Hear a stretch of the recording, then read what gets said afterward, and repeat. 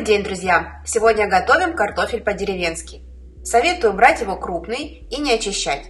Нарезаем картошку на большие продолговатые кусочки. И главный секрет вкусного картофеля – это специальный маринад.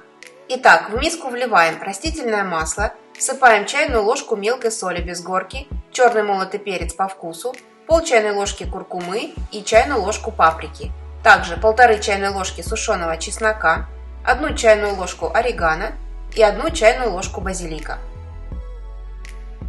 Все тщательно перемешиваем до однородного состояния.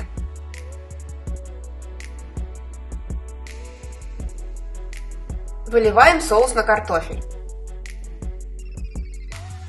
Хорошо перемешиваем руками, так чтобы специи равномерно распределились по всему картофелю. Высыпаем на противень.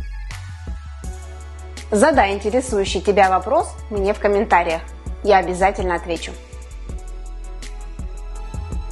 Равномерно раскладываем картофель по противню и ставим выпекаться в духовку на 30 минут. Режим вверх-вниз. Запекаем картофель при температуре 200 градусов. Затем, не меняя температурный режим, включаем режим конвекции и подрумяниваем картофель еще около 10 минут. Посмотрите, какая картошечка получилась румяная. А еще она очень-очень ароматная, мягкая внутри и хрустящая снаружи. Горячий картофель перекладываем в глубокую миску.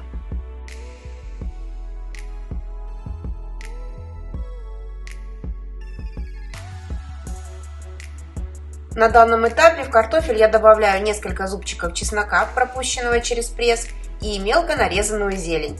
У меня укроп и перышки зеленого лука.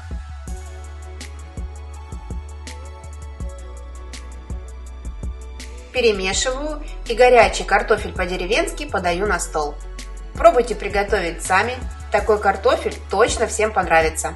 Его можно приготовить и на семейный обед или ужин, и на праздничный стол не стыдно подать.